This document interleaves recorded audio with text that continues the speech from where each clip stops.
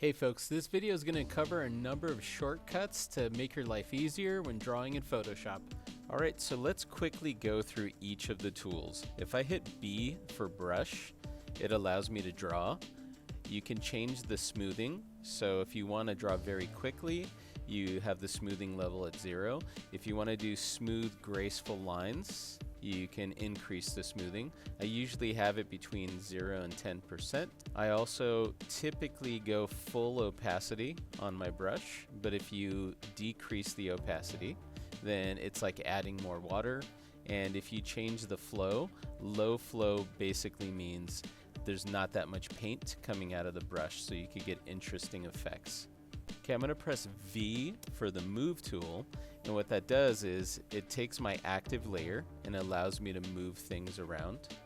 Since I have the transform control set up, I can go and drag the anchor points in a direction to shrink the image. I can also hold control and it will grab one of those anchor points at the edge and it allows me to skew the image. If you hold Alt, it will allow you to shrink from the center outwards. So it's a really handy tool. Also just move things around left and right. Once you're done, press enter to lock that control or that change. Okay, now I'm going to press L for the lasso tool. Note that you have some choices here. You could do a single selection. So every time you make a selection, it makes the previous one disappear.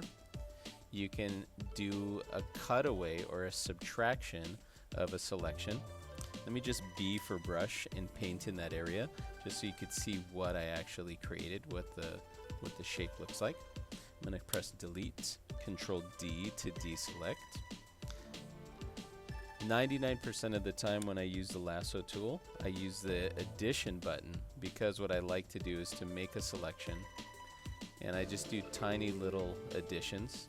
If I make a mistake like I did right here, I could hold down Alt and then it chops away, let go of Alt, and then it adds back to my selection.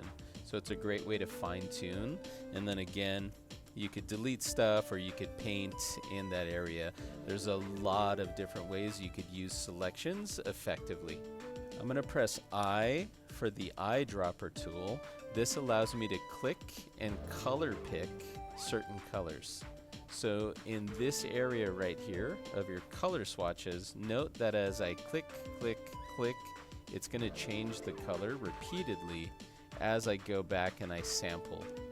What's nice is there's also a menu for swatches, and after you color pick, it will go and save all of those colors for you. So if you want to paint something, you can just go back here in the swatches and go choose the color you want, or you could just quickly B for brush, I to color pick, B for brush, I to color pick, B for brush, and you could just color sample or color pick and then just go back and draw.